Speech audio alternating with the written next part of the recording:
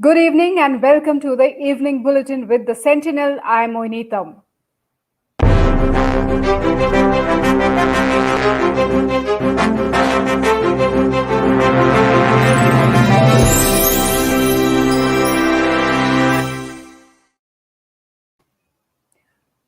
And here are the top headlines at this hour.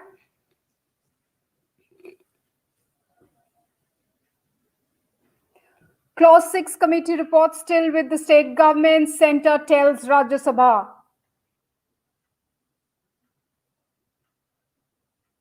Three Sikkim students to represent India in World Climate Summit 2020. Tripura Forest Minister Mebar Kumar Jamatia tests COVID positive, the first minister of Tripura to test positive for COVID.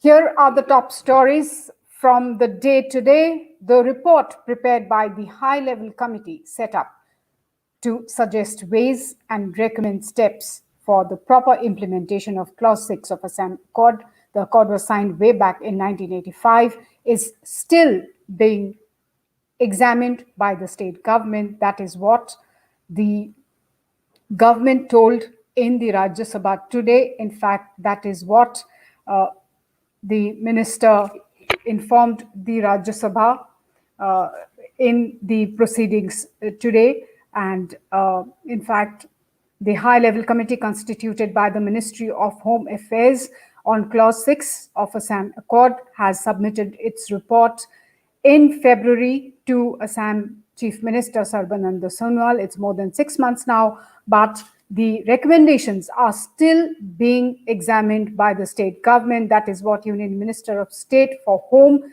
G. Kishan Reddy said in a written reply to the Rajya Sabha. Earlier in the day today, the committee was formed to suggest measures for proper implementation of Clause 6 of the Assam Accord. The committee was supposed to assess the appropriate level of reservation of seats in Assam Legislative Assembly and local bodies for Assamese people. Now, in another matter, in the Rajya Sabha, Minister of State for Home Nityanand Rai said a large number of people belonging to minority communities in Pakistan and Bangladesh, including Hindus, Sikhs, Buddhists, Jains, Parsis, and Christians, have come to India and are staying on long-term visas. The government has extended various facilities to such people in India on long-term visa, and some of these facilities include that they have a grant to stay on in India. The visa allows them to stay on in India for at least 5 years at a time. Their children can get admission to educational institutions in the states here without any specific permission from the state government or the Union Territory Administration. The long-term visa also permits people staying with such visas in India to engage in employment in private sector and also purchase dwelling units and accommodation for carrying out self-employment. So these are some of the top stories from the Rajya Sabha today. Now moving on to news from the region. Happy news from the state of Sikkim. 3 students from the state will be representing India in the World Climate Summit 2020 to be organized later this month. The summit is being organized by Eco Network, and these are the 3 kids who would be representing India in the World Climate Summit 2020 to be held on September 25th and 26th. The 3 students, Rishal Pandey Chetri from DPS Siliguri, Rushali Gole from Holy Cross School, Tadong, and Ashwath Tamang from TNA will get an opportunity to meet globally renowned climate activists from several countries, and they will be talking about the various climate-related issues from Sikkim and, of course, other parts of India as well. These students will also be interacting with international delegates from 15 different countries, and this is expected to enrich their skills, their knowledge, and help in confidence building.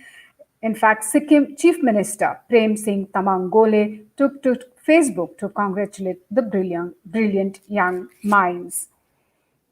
Now, moving on to news from Meghalaya. MR Simrim, the Commissioner and Secretary of Meghalaya's Transport Department, has informed that the odd-even arrangement for plying of vehicles has been withdrawn in all the districts except in Shillong, and these rules are now effective starting today. Here is what Simrim said, that however, the odd-even arrangement within the Shillong urban agglomeration area will also apply to vehicles entering Shillong from other parts of the state. Long distance buses on long routes within the state will also continue to be exempted from the odd even arrangement as allowed earlier. This is what was informed by the Transport Commissioner through a statement issued earlier in the day. Now, the Cotton University of Guwahati has decided to slash examination fees of students by 25%. This is being done keeping in view the COVID scenario. Here is what a notification issued by the Cotton University Registrar said, and I quote, "In view of the prevailing COVID-19 pandemic, the competent authority of Cotton University has decided to curtail the examination fees by 25%. For the current semester only. This will be applicable for undergraduate and postgraduate area repeat and betterment examinations 2020. So a slashing of fees by 25% has been announced by the Cotton University authorities, and this would be applicable for all those undergraduate and postgraduate students appearing for area repeat and betterment examinations 2020. Moving on to news from Tripura. Tripura Forest Minister Mebar Kumar Jamatia has tested positive for COVID. His results came today. The news has been confirmed by Tripura Chief Minister Biplab Kumar Deb through his tweets. And in fact, Jamatia is the first Tripura minister to test positive for COVID. However, a total of 7 MLAs from ruling BJP and Indigenous Peoples Front of Tripura have tested positive for the virus in the state so far. The legislators who have tested positive are BJP MLAs Rampada Jamatia, Mimi Mazumdar, Ashish Saha, Kalyani Roy, Sudhanshu Das, and IPFT MLAs Dhananjay Tripura and Bishketu Deb Burma. All the MLAs have recovered from the COVID, and they are all fine now and have been discharged. Meanwhile, the number of positive cases in Tripura has crossed the 20,000 mark. It has now reached 20,138 after 443 new cases were reported from across the state on Tuesday. Tata Projects Limited has won the bid to construct a new parliament building, and the estimated cost of the new parliament building is said to be 861.90 crore rupees. The L&T Limited had submitted a bid of 865 crore rupees. The Tata Projects Limited has won the contract to build a new parliament building, and officials said the new parliament building will be constructed close to the existing one under the Central Vista redevelopment project, and it is expected to be completed. It is expected to be completed in the next 21 months. According to the Central Public Works Department, the new building will come up at plot number 118 of the Parliament House estate. The CPWD said the existing Parliament building will continue to function during the entire period of execution of the project. Now, a star-studded Ramleela is on the cards during this Dussehra. According to reports, a 3-member production team has already reached Ayodhya from New Delhi to survey the venue and take care of how exactly this grand event is going to roll out.